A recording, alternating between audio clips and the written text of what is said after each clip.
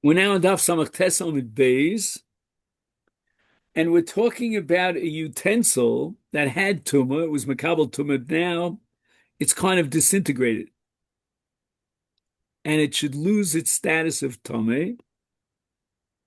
And the Gemara compares it to kli glolim ukli adama she'ein makabel tumah.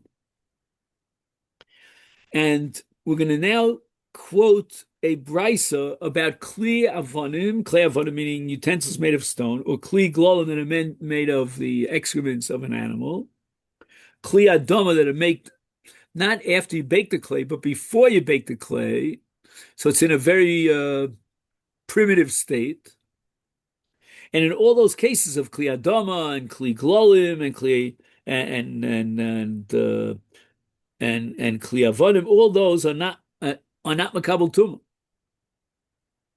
Lomi divrei Torah, lomi divrei sofrim. Even the Rabbanan that very often will gazet, they will make exera that something is tummy, even though it's not tummy biblically, but they will make it tummy. Here in these cases, it's not tummy. So now we have this fiber that passed through the animal, and it's considered equal. It's considered is digested. If it's considered digested, then what comes out of the animal on the other side is considered kli glolit. It's glolit meaning excrements. Oh, dilma lo havi equal. Or should we say no? You know what he changed a little bit the fiber through the digestive, but still basically looks exactly like the fiber that he ate before, or at least the material is the same, and therefore it's not considered equal. And if it's not considered equal, then any kli that was makabel tuma and there was no change, which we call a shinui, to redo the kli in a different way, then it remains in its original status of tuma. So Gemara says, I have an answer to this. If this was Rami Bar Choma's question, I have an answer. Tifshalei, I'll come to a conclusion. May hadi amar ula mishum Reb Shimon Maisa ubalu ze'evim. I don't even know how to read this. I'm telling you, it's so tragic. Gotta take a deep breath for this Gemara. Okay, so as you know, wolves are very, very dangerous animals. Right. Not as dangerous as a wolfish. No, I'm just kidding. Anyway, so a wolf, I don't know if you know anyone by the name of wolf, just stay away from that. I'm just kidding. Anyway, so a wolf is a very dangerous animal. In this case, the wolf killed two babies. And then the wolf came along and swallowed the dead bodies of these two babies after killing them. Maisu bolos evim shnei tinokus be'vayarden. They tell you exactly where it happened. Apparently, it was a true story. This is not just made up. But Maisel Chachamim, the Chacham wanted to know whether the flesh of these two bodies are mitami bi'oel. And the case came in front of the sages of that time, v'tiaru es habasar. In other words, since the animal swallowed the flesh of these two babies, then it went through the digestive tract and therefore becomes equal. And since it's equal, when it comes out of the body, there it's considered like clay glolim, and therefore there's no tum. So Gemara says, you know what? I asked you about some sort of a fiber that was swallowed by an elephant, and you're telling me a story about the flesh of a human being. He says, shiny basar de rochich. The flesh of a human being is rochich. It's soft, so to speak. And therefore, once it goes through the digestive tract, it's completely changed. That's mamash hashinu ma'isa, and therefore it's not metamin. It's like a kli that had tumor and then it broke. But in the case of fiber, so that's a different story. And fiber is not ruchich. It doesn't have that quality of being soft. It's tough. And therefore, we're not going to say that it went through equal and it was changed and there was a shinimaisa. Now it's dung, kli gol. It's not. But the Gemara says that's only the Reisha of the Brisa. Let's learn the Seifa of the Brisa.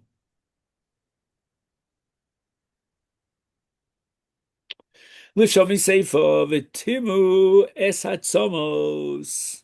Those very same Chachamim that had to paskin about the flesh of the two babies that was swallowed up by this zev, and they paskin that it's tar. What did they do with the atzomos? They said the atzomos, the bones, are still mitame. And therefore, even though the bones are very tough,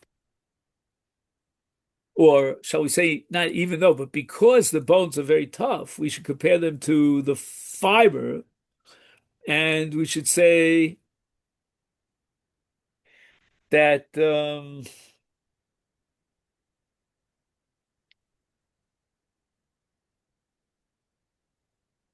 just 1 second.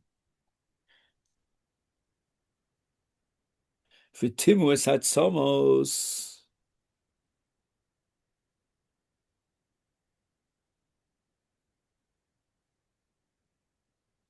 Yeah, I think the Gemara is saying that v'timus hatzomos, and likewise, you should mitame the um the fiber Oh, that comes out of the other end.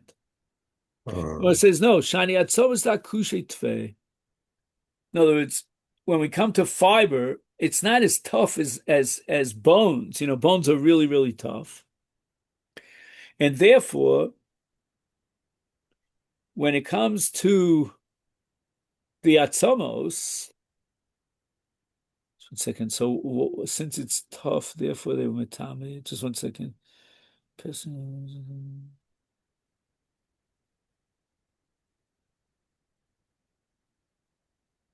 Ah, since the atzomos are very tough, even though they were swallowed by the wolf, they retain their status, and it's part of a dead body, and therefore it's metame. In other words, it wasn't converted into like kli glon, like dung, but it could very well be in the case of fiber, which is relatively soft, that maybe it could be converted into dung and therefore has status of kli glolim, and therefore it's not metame. Another suffix. Boy, Rabbi Zera chitim sheyard of, and this is a fascinating sugya. Now, all the Rishonim learn it one way, except for one of the Rishonim learns it a different way. I'm going to learn it the way that one Rishon learns, if you don't mind. And there were miraculously wheat that fell from the heavens, from the clouds. The other Rishonim learn it that somehow there was a tornado, and the tornado swallowed up from the ground, wheat, and it went all the way up to the clouds. And when it rained, it came down. The wheat came down with the clouds. Ma, Laman, what are you asking about? Menachos, samai lo. Why can't you use them for menachos? I mean, it's not mos, it's not disgusting. Elo l'shtei alechem. Okay, my. Now, what's the issue with shtei alechem? And the answer is mi moshvo seichem. That shtei alechem has to come from the ground of Israel, and now it came from the clouds, not from the ground. Is Moshe Sechem Amar Rachmana Lafuke de Chutzlar. So maybe the Torah says Moshe Sechem means that you can't import grains from Iran, and make it into a mincha. Maybe that's what it means when it says in Shtei Alechem it's mi Moshe Sechem. Or and then the oven shop. Or Dilma Moshe Sechem Dafka. It has to come from the ground of Eretz Yisrael. Now we have to disqualify those chitim that came from the clouds because they didn't come from the ground. Moshe Secha means they got to come from the ground in a positive sense. It's not enough to negate the chutzlar, it says a psul, but you need a positive Eretz Yisrael, and this is coming from the clouds. That's not the makadesh of the mincha. Could it be such a thing? And how do we know it happened? Because Bar Adi Taya Tired of those Arab merchants that go from place to place, they horseback riders. And Nechisole Rum Kizba Chita Betlosa Parse. Somehow there were clouds that came down and brought wheat that were the volume of a kizbah. Now, if this was miraculous, I don't know exactly, but if it was a tornado, okay. Boy, Rebbe Shimon ben Pazi, Shibola Shevia Shlish Kodem LaOmer. So before the Omer, this, shall we say, grain or ear of grain reached 1/3 of its growth. So for sure the Omer is matir. But Akara, he uprooted it before the Omer. Shsol Yachar Omer. He replants it after the Omer. Vahusifa. Okay, so now we have the question of the following. When you take something that has a certain status and you plant it, and now it grows as a result of you planting it, what's the relationship between the original object, we'll call it the root, and the growth, the Tosefis? Mao, Basar Ikar Zlinon, shall we say that the status of the growth is equal to the status of the root of the Ikar? And there Sharia Omer, and therefore, since the original ear of grain was shlish, and therefore it was subject to the matir of the Omer, so that'll be matir, and it'll be matir the Tosefis as well. Or Dilma, should we say just the opposite? Plus, the Tosefis has lina. The Ikar is not the roots that were planted, but rather the Tosefis that grew from those roots. And that would mean that the Tosefis is not subject to the matir of the Omer. You're going to wait 12 months. And ipso facto, the ear of grain is also not subject to the matir of Omer because Basar Tosefis has lina. And Tifshol Lemi Hadi Omer Rabbi Abba Rabbi Yochanan Yolda Sivcha Bizkena. And now we're talking about the Iser of Orla. And he did what's called grafting. He grafted a young tree, which is Orla, in the first 3 years, right? And he grafted it onto an older tree, Uba Peros. And now the young tree, after you grafted it, starts producing fruits. Says Rabbi Yochanan, Filu Hosef Masayim Osir. No matter how much of an increase there was after the grafting, it's all us. Meaning, we don't care about the new growth, how much it grew, how much it didn't grow. That's irrelevant. But rather, it has the same status as the original fruit from which it grows. So we go back to the Shoresh, Azlin and Basar Ikar. And since the Ikar was Orla and also now the Tosefes is also Asur, even if the Tosefes was 200 times the size of the original. You took, this is a classic case of karam, you took an onion, which is a vegetable, and you planted it inside a vineyard, which makes it kalayim. Nekar hakerem, right? He starts pulling out the vines, uprooting them. Is afilu hosif b'masayim asur. Again, we see that the Tosefes retains the same status as the original fruit, no matter how much grew, and afilu hosif b'masayim. And therefore, since the original batzal that was planted in a vineyard was kilayim, so too, even if the Tosefes, now that it grew, was more than 200 its size, nevertheless it retains the status of the Isu kilayim. So the Gemara says, wait a minute. He gufa kami boile. I could formulate my question even after you quoted this price. Why? Mifshat pshita lulu rabbanon. This is what I don't understand. When the rabbanon said that the status of Orla continues, no matter how large the fruit that grows afterwards,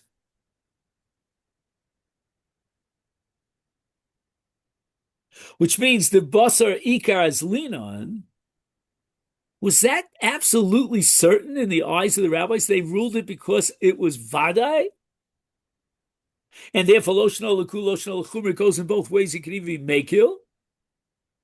Oh, Dilma, here's the other side of something. Sfuke Shakti, the Rabbanim really were vacillating back and forth. They didn't know whether Azlina Basar Ikra or Azlina Basar Tosefes, Ulachula Min Kulamin. Therefore, we have to be Machmir when it's more stringent, and we have to be Mekil when it's less stringent. Take.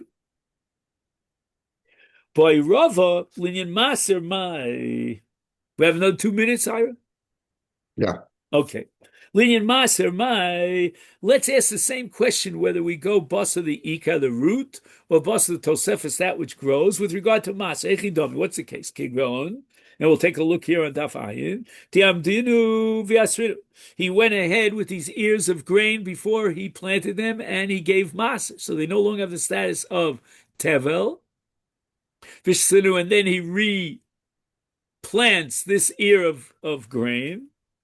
Vosifullah, and now it produces more and more. It grows and grows.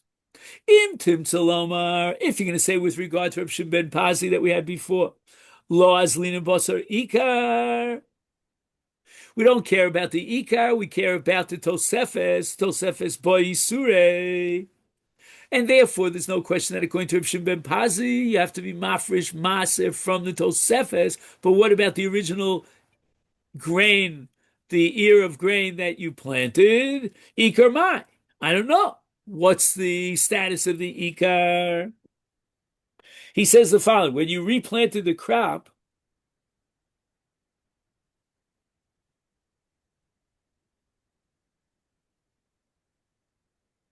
and you have to now give maser from the tosefes, how do you calculate 1/10? Do you look at the entire harvest, meaning even the root, or is it calculated as a tenth of what was left over after we subtract that which was replanted, meaning the root? Okay, then, so this is where we'll stop here for today. Okay, shkoyach. Great. I wish Very you a good. great week and I hope so. be Try to be quiet here as safe. usual. Yeah, I thank you. know. Mirza Hashem. It's a